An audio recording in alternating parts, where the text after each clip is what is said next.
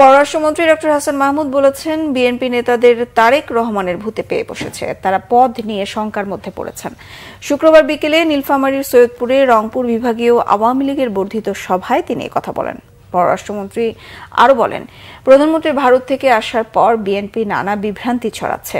বড় বড় নেতারাও সমঝোতা স্মারককে চুক্তি বলে উল্লেখ করছে। শিক্ষিত মানুষগুলো অশিক্ষিতের পরিচয় দিচ্ছে বলেও মন্তব্য করেন। হাসান মাহমুদ আরও বলেন, বিএনপি নেতারা প্রায়ই বলেন বিদেশে নেওয়া ছাড়া বেগম খালেদা জিয়ার জীবন সংকটাপন্ন, কিন্তু প্রতিবারই দেখা যায় তিনি দেশে চিকিৎসা নিয়ে সুস্থ হয়ে ঘরে ফিরে যাচ্ছেন।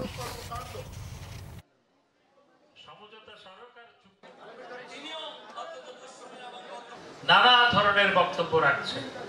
প্রথমে বলল আমরা চুক্তি করে এসেছি, অথচ ভারতের সাথে এই যাত্রায় কোনো চুক্তি হয়নি। 10টি সমঝোতা স্মারক হয়েছে, তার মধ্যে 4টা নতুন, 6টা পুরনো। আর সমঝোতা স্মারক আর চুক্তির পার্থক্য, বিএনপির বড় বড় নেতারা, তাদের মহাসচিব তো আপনাদের উত্তরবঙ্গের, তিনি আবার কলেজের টিচার ছিলেন, তিনিও এই সমঝোতা স্মারককে চুক্তি করে উল্লেখ করবেন।